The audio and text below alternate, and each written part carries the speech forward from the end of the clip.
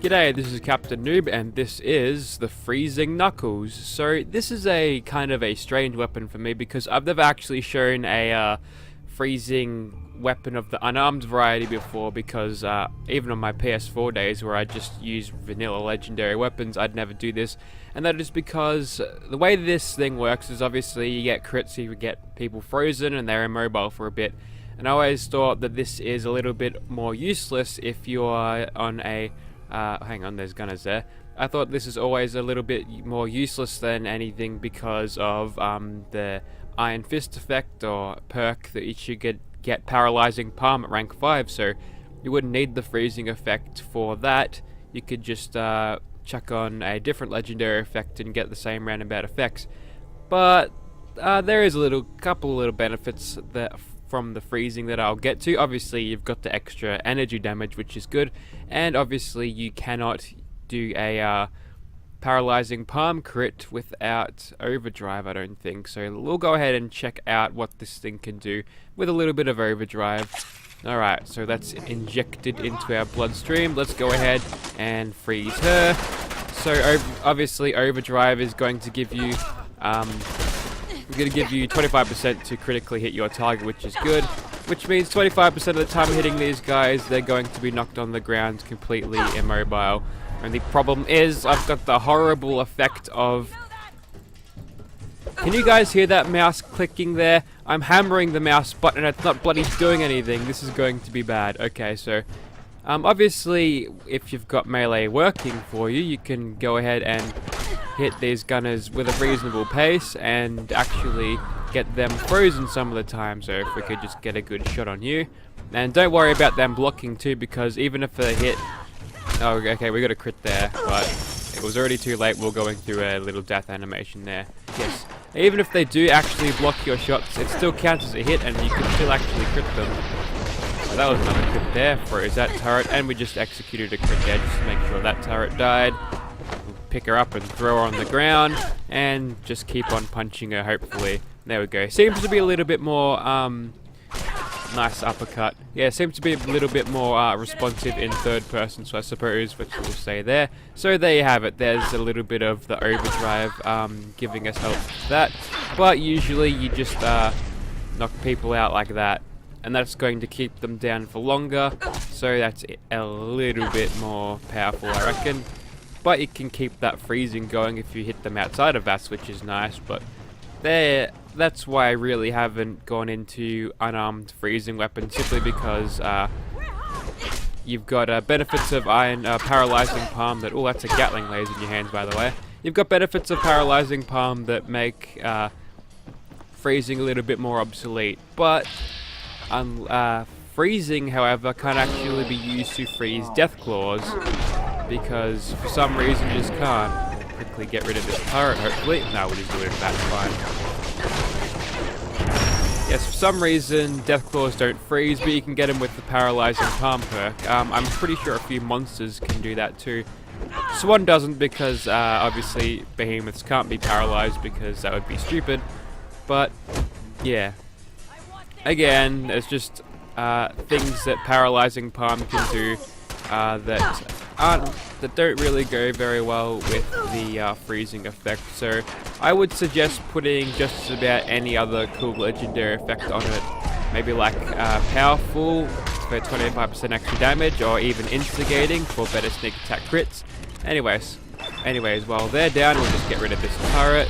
That turret's only Mark 1, so we don't have to have a big run up. Make sure we actually time that properly. And we'll go ahead and freeze these blokes, why not?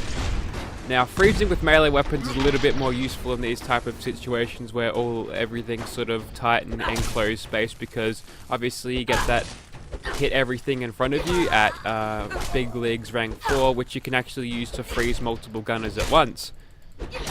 And doing that, when they're packed in like sardines like they are, you can get a few frozen and then just take them out as easily as this. There we go. And never mind that one, that is just a dead turret. Anyways, we'll quickly go to this melee gunner and have a good fight. Probably have a power fist on them. Nope, they'll have a laser, a plasma thing. Also, it's worth noting that sometimes the freezing effect does have a glitchy physics, and they'll go ahead and pirouette in the air like you saw there, which is kind of nice. It's sometimes fun to have a little bit of a physics glitch in the game, just for something funny to laugh at. We'll freeze her, and we'll freeze her, and we'll just take him out quite like this. Now, do they blink? I think they blink usually, but these guys are technically frozen and also paralyzed at the same time, so I don't think they blink. That'll be interesting to find out. And there's a gunner taunting us on how seriously fucked, quote unquote, we are. I don't think we've got a problem here, mate. We'll just punch you as much as we can without this goddamn controls screwing up on me, and we'll kill you.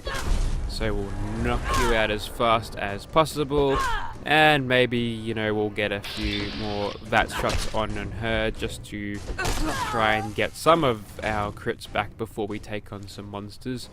No need to sneak, we'll just go ahead and take them out like this. Alright, there's one crit back at least. And hopefully number 2, not quite. So there you have it, a peculiar type weapon that I've never really used before, and quite frankly, I'm not all that impressed by it. There's obviously much better perks for you to grab, but it's still a pretty damn decent weapon nonetheless, nothing to be sneezed at, although there are better options out there. We'll move on to monsters now, so you can witness the firepower of this thing, or the punching power, I suppose. When it comes to creatures that you cannot get with Paralyzing Palm or the freezing effect, your only sort of option left is to sneak attack crit them to death, and fortunately for us, one can die very easily to that, and you might notice that his health is a little bit down. He actually took on a squad of Rust Devils before this, and I think one of the Assaultrons got their laser beam into him, and that does a lot of damage apparently. So there we go, we've got in a full VATS run there. He still hasn't detected us, we'll just quickly wait under him and probably hold our nose because he probably smells bad as a super mutant. But he's finally caught on to us after us standing under his nose for all that time. We'll quickly get our action points back and we'll try to get back into caution so we can go ahead and hit him with yet more sneak attack criticals.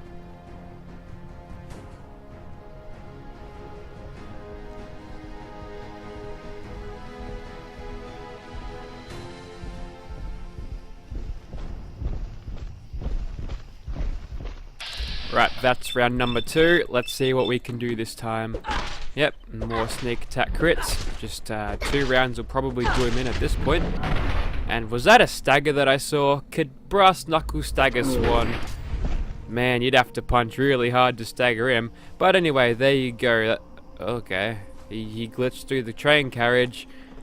There you go, there's the Knuckles against Swan. Just like any regular weapon there, when you can't use your legendaries to advantage or just the effects of the weapon, go for sneak. That's usually how Fallout 4 works anyways. We'll move on to the next monster. Right, there's the ghouly Wendigo over there. Let's go ahead and get stuck into him, and I think this guy is only an upscaled withered ghoul, so hopefully, yep, he can definitely be frozen by that. So knowing that, we can easily kill this guy whenever he gets up. So basically what you can do here is use your legendary weapon effects advantage and Paralyzing Palm to easily take out an enemy. If you're going one-on-one with a really tough enemy, all you need to do is just crit him and then just punch him while he's down. Get in a few power attacks here and there, but watch your action point usage. Looks like we've alerted some Reavers. What we can do there is quickly kill them, and that'll get us some crits back. And we'll use that crit to immediately knock him down and kill him. So, going third person hopefully will make this a little bit better, but doesn't seem to be hitting him a whole lot fast. So this thing, definitely use a controller if you're playing a melee / unarmed build, because oh god, that is an awful view of you there, ghoulie. Yeah, obviously you want to play with a controller here because you want to avoid all of this nonsense where you can't actually control your bloody character because it's so unresponsive and it takes so long. Anyway, we'll go ahead and just crit him there after just getting a few extra hits on him just to bring some of our crits back. And whilst our action points are regenerating, we get to just go ahead and hit him. Hopefully, because our fucking controls are stuffing up. I'm getting really fucking sick of this, Todd. Alright? You gotta fix your shit. Make this thing not fucking broken. Listen to how hard I'm hammering this fucking mouse button. Anyway. Okay, let's go ahead and just keep on punching him. And you know what? Screw this. I'll be right back. We're back, and this time we've got a controller. Let me just click the sticks a little bit. So, yep, you know that I'm doing this. So, we'll go round 2 with the controller. That's fine. Righto, round 2 with the controller this time. Let's see. I might be a little bit rusty on the controls here because I haven't played this in so long with a PS4 controller, but let's see how we go here. So we'll go ahead and just sneak attack crit him until we get him to where we sort of were. So he was just about the edge of mutation station, so we'll go ahead and get to where we were, and then we'll go ahead and crit him, and let's just see how fast we can hit with all the glory of the... Oh my god, it's so good. I love hitting this fast. Oh man. If you're on console, you have no idea how this feels. I hope you'd have no idea how that feels. Being backhanded by a ghoul instantly and getting killed would be a horrible feeling. Right, let's get serious now. So back with the Knuckles, and we'll go ahead and VATS him some more. Not quite in range, but Blitz will go ahead and help us out with that. Look at all that damage we get on him. Alright. Now we'll quickly crit you, and you're down on the ground there, so we can just hit you in the buttocks, or in the... I don't know what you'd call this thing. But yeah, we'll just keep on hitting him. He's got his ghoulie mates to come up, so we'll go ahead and just crit him again. Or not, because we're completely surrounded by him. We didn't get that first shot off, so I don't think we wasted a crit there, which is good. But we can go ahead right into bashing him, and wow, I'm just hitting him so much faster now, which is good. Anyway, once he gets up, go ahead and crit him once again. We've got heaps of action points, so next time we probably want to do a full VATS run and a crit at the end just to keep him down. And I feel like this is a good time to show you, or just explain that unarmed weapons can be absolutely devastating versus one target if they're just susceptible to this type of exploitation, I suppose. Once you've got all the luck perks and everything, you're pretty much unstoppable in a 1v1 battle where you've got the freezing and... oh, not the freezing, but the paralyzing palm effect going on. The freezing doesn't do a lot here, obviously. I'm actually not sure whether I can actually freeze this dude. Maybe some perceptive viewer can... okay, there's a crit and he's not frozen, so can't freeze this guy, which is a shame. But, yeah...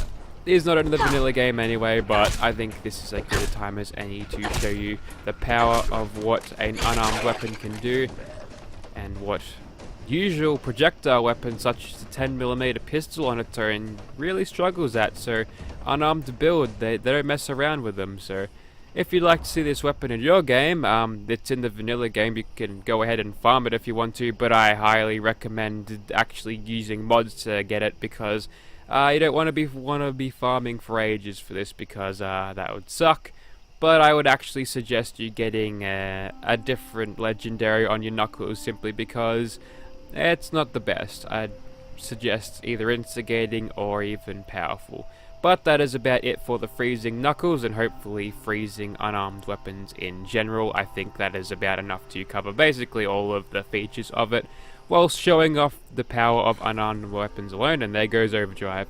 Thank you for watching, guys.